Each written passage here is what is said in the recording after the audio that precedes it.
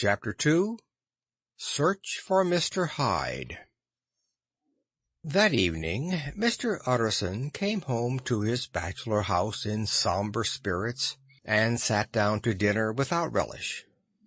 It was his custom of a Sunday, when this meal was over, to sit close by the fire, a volume of some dry divinity on his reading desk, until the clock of the neighbouring church rang out the hour of 12, when he would go soberly and gratefully to bed. On this night, however, as soon as the cloth was taken away, he took up a candle and went into his business room. There he opened his safe, took from the most private part of it a document endorsed on the envelope as Dr. Jekyll's will, and sat down with a clouded brow to study its contents. The will was a holograph, for Mr. Utterson, though he took charge of it now that it was made, had refused to lend the least assistance in the making of it. It provided not only that in case of the decease of Henry Jekyll, M.D., D.C.L., L.L.D., F.R.S., etc., all his possessions were to pass into the hands of his, quote, friend and benefactor, Edward Hyde, close quote. But in the case of Dr. Jekyll's, quote, disappearance or unexplained absence for any period exceeding 3 calendar months, close quote, the said Edward Hyde should step into the said Henry Jekyll's shoes without further delay, and free from any burden or obligation beyond the payment of a few small sums to the members of the doctor's household. This document had long been the lawyer's eyesore.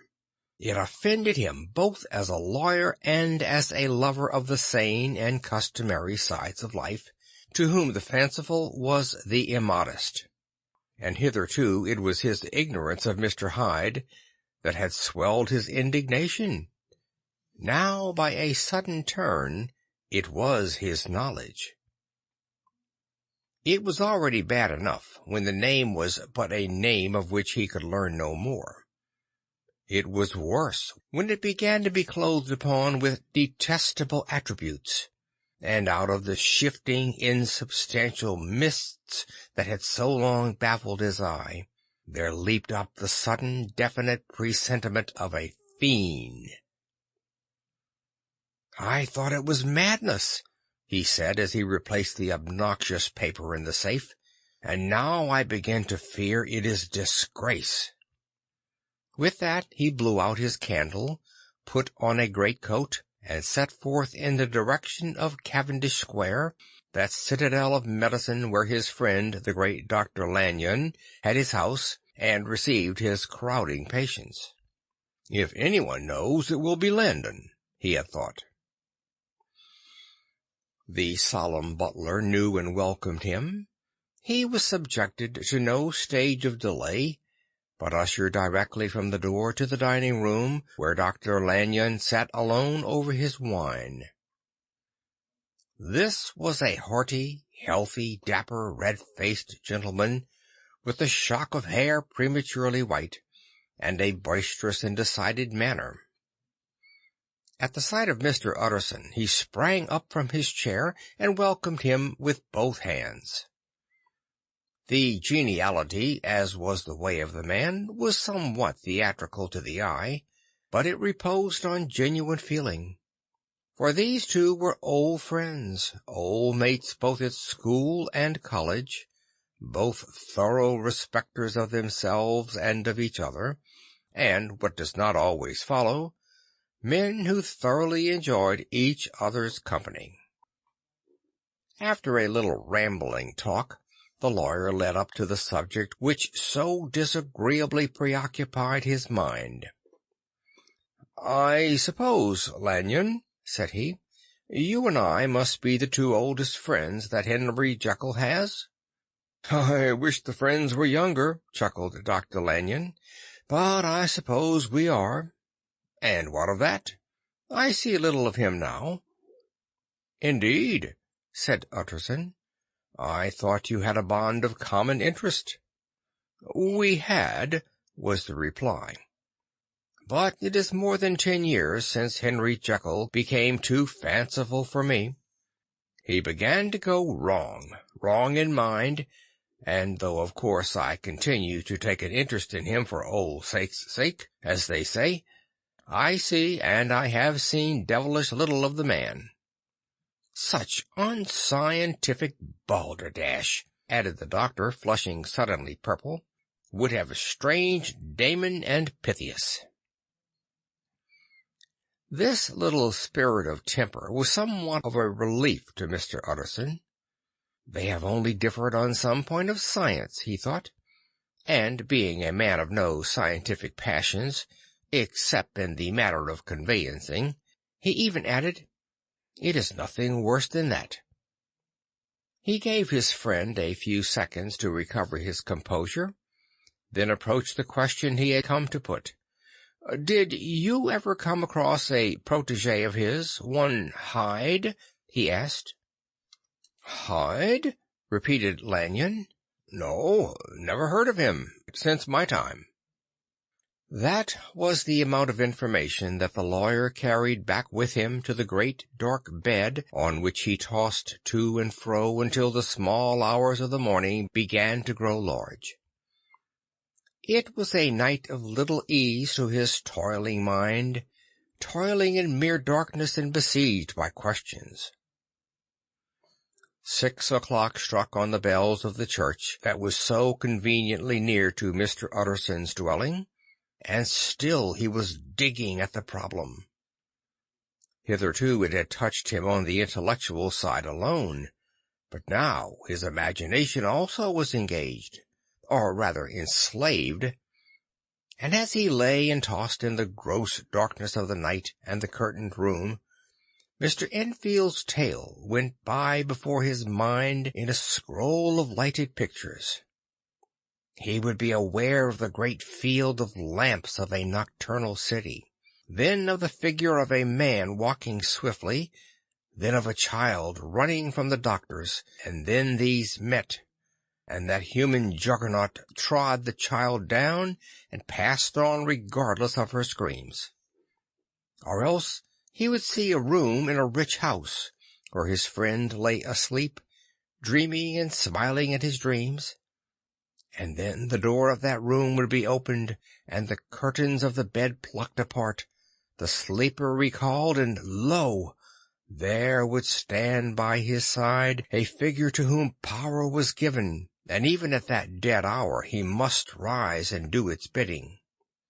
The figure in these two faces haunted the lawyer all night, and if at any time he dozed over, it was but to see it glide more stealthily through sleeping houses, or move the more swiftly and still the more swiftly, even to dizziness, through wider labyrinths of lamp-lighted city, and at every street corner crush a child and leave her screaming.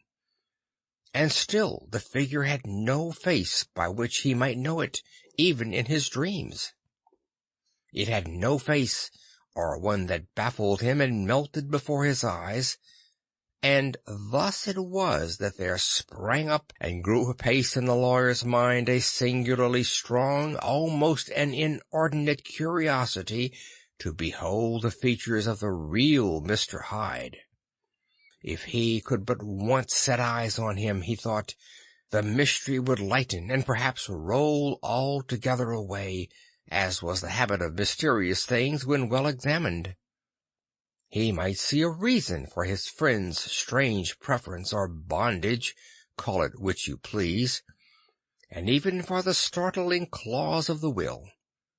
At least it would be a face worth seeing, the face of a man who was without bowels of mercy, a face which had but to show itself to raise up in the mind of the unimpressionable Enfield a spirit of enduring hatred. From that time forward, Mr. Utterson began to haunt the door in the by-street of shops. In the morning, before office hours, at noon, when business was plenty and time scarce, at night, under the face of the fogged city moon, by all lights and at all hours of solitude or concourse, the lawyer was to be found on his chosen post. "If he be Mr. Hyde," he had thought, "I shall be Mr. Seek." And at last his patience was rewarded. It was a fine, dry night, frost in the air, the streets as clean as a ballroom floor, the lamps unshaken by any wind, drawing a regular pattern of light and shadow. By 10 o'clock, when the shops were closed, the by-street was very solitary, and, in spite of the low growl of London from all round, very silent. Small sounds carried far. Domestic sounds out of the houses were clearly audible on either side of the roadway, and the rumour of the approach of any passenger preceded him by a long time. Mr. Utterson had been some minutes at his post, when he was aware of odd, light footsteps drawing near. In the course of his nightly patrols, he had long grown accustomed to the quaint effect with which the footfalls of a single person, while he is still a great way off, suddenly spring out distinct from the vast hum and clatter of the city. Yet his attention had never before been so sharply and decisively arrested, and it was with a strong superstitious prevision of success that he withdrew into the entry of the court. The steps grew swiftly nearer, and swelled out suddenly louder as they turned the end of the street. The lawyer, looking forth from the entry, could see what manner of man he had to deal with. He was small and very plainly dressed, and the look of him, even at that distance, went somehow strongly against the watcher's inclination. But he made straight for the door, crossing the roadway to save time, and as he came, he drew a key from his pocket like one approaching home. Mr. Utterson stepped out and touched him on the shoulder as he passed. "Mr. Hyde, I believe?" Mr. Hyde shrank back with a hissing intake of the breath. But his fear was only momentary, and though he did not look the lawyer in the face, he answered coolly enough, "That is my name. What do you want?" "I see you are going in," returned the lawyer. "I'm an old friend of Dr. Jekyll's, Mr. Utterson of Gaunt Street. You must have heard of my name, and meeting you so conveniently, I thought you might admit me." "You will not find Dr. Jekyll. He is from home," replied Mr. Hyde, blowing in the key. And then suddenly, but still without looking up, "How did you know me?" he asked. "On your side," said Mr. Utterson. "Will you do me a favor?" "With pleasure," replied the other. "What shall it be?" "Will you let me see your face?" asked the lawyer. Mr. Hyde appeared to hesitate, and then, as if upon some sudden reflection, fronted about with an air of defiance, and the pair stared at each other pretty fixedly for several seconds. "Now I shall know you again," said Mr. Utterson. "It may be useful." "Yes," returned Mr. Hyde. "It is as well we have met, and apropos, you should have my address." And he gave a number of a street in Soho. "Good God!" thought Mr. Utterson. "Can he too have been thinking of the will?" But he kept his feelings to himself, and only grunted in acknowledgment of the address. "And now," said the other, "how did you know me?" "By description," was the reply. "Whose description?" "We have common friends," said Mr. Utterson. "Common friends," echoed Mr. Hyde a little hoarsely. "Who are they?" "Jekyll, for instance," said the lawyer. "He never told you," cried Mr. Hyde with a flush of anger. "I did not think you would have lied." "Come," said Mr. Utterson, "that is not fitting language." The other snarled aloud into a savage laugh, and at the next moment, with extraordinary quickness, he had unlocked the door and disappeared into the house. The lawyer stood a while when Mr. Hyde had left him, the picture of disquietude. Then he began slowly to mount the street, pausing every step or two, and putting his hand to his brow like a man in mental perplexity. The problem he was thus debating as he walked was one of a class that is rarely solved. Mr. Hyde was pale and dwarfish. He gave an impression of deformity without any nameable malformation. He had a displeasing smile. He had borne himself to the lawyer with a sort of murderous mixture of timidity and boldness, and he spoke with a husky, whispering, and somewhat broken voice. All these were points against him, but not all of these together could explain the hitherto unknown disgust, loathing, and fear with which Mr. Utterson regarded him. "There must be something else," said the perplexed gentleman. "There is something more, if I could find a name for it. God bless me, the man seems hardly human. Something troglodytic, shall we say? Or can it be the old story of Dr. Fell? Or is it the mere radiance of a foul soul that thus transpires through and transfigures its clay continent? The last, I think. For, oh, my poor old Harry Jekyll, if ever I read Satan's signature upon a face, it is upon that of your new friend."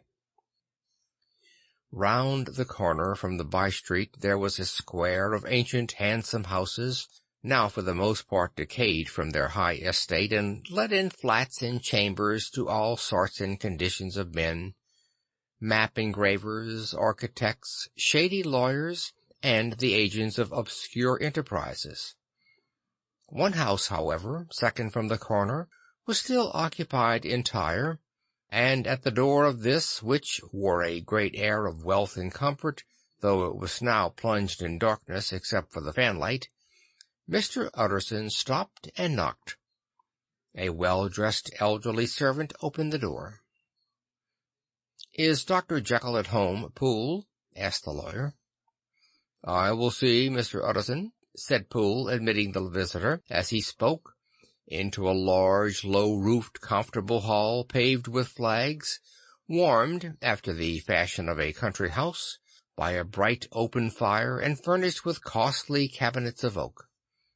"Will you wait here by the fire, sir, or shall I give you a light in the dining-room?" "Here, thank you," said the lawyer, and he drew near and leaned on the tall fender. This hall, in which he was now left alone, was a pet fancy of his friend the doctor's, and Utterson himself was wont to speak of it as the pleasantest room in London. But tonight there was a shudder in his blood. The face of Hyde sat heavy on his memory. He felt, what was rare with him, a nausea and distaste of life, and in the gloom of his spirits he seemed to read a menace in the flickering of the firelight on the polished cabinets and the uneasy starting of the shadow on the roof. He was ashamed of his relief when Poole presently returned to announce that Dr. Jekyll was gone out. "I saw Mr. Hyde go in by the old dissecting-room, Poole," he said. "Is that right when Dr. Jekyll is from home?" "Quite right, Mr. Utterson, sir," replied the servant. "Mr. Hyde has a key." "Your master seems to repose a great deal of trust in that young man, Poole," resumed the other musingly. "Yes, sir, he does indeed," said Poole.